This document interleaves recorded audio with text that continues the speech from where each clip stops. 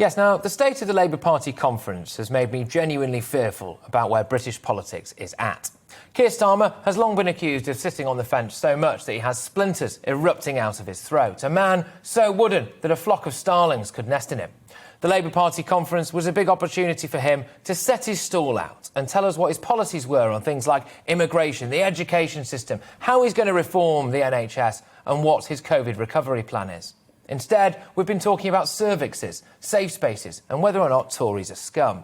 Instead, we're talking about the minutiae of internal rule changes that will make it harder for the left of the party to seize control, Corbyn style.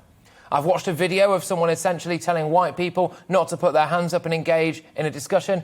But I did take particular pleasure in watching John Bercow plunge new depths. The tiny tyrant who's widely regarded as bringing the Speaker's chair into disrepute with his sopping wet pro-EU overtures and a total disregard for the will of the people, has completed a shocking about-turn.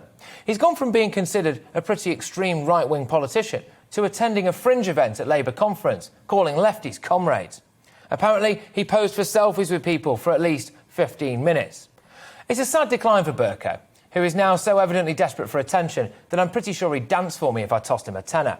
And then, despite the fact that former Labour MP Louise Ellman, who quit the Labour Party over anti-Semitism concerns under Jeremy Corbyn's leadership, said she was rejoining the party, Labour members then saw fit to back sanctions against Israel for crimes of apartheid. And this kind of sums it up.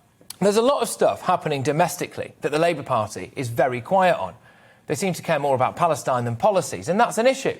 Of course, there was the shadow cabinet resignation as well. Andy McDonald resigned because Starmer told him not to back a 15 quid minimum wage, which is a strange move from Sir Keir because apparently, according to reports, he was pictured campaigning for that very thing in 2019. But it's all pretty low-hanging fruit to go after the Labour Party, isn't it? And at times, they seem to make it so easy that it's almost unfair.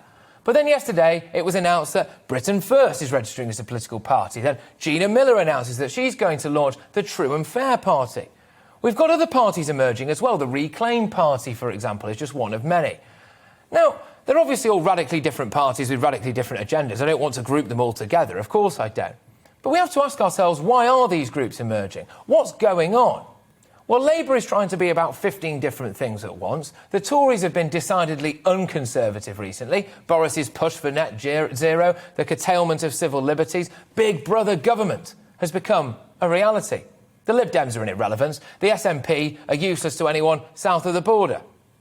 In a time where this country has needed politicians from all parties to stand up and show leadership, probably more so now than any other time since the last World War, they've gone AWOL, haven't they? They've been missing in action. They've been found wanting. And I think, more so than ever, people feel politically homeless.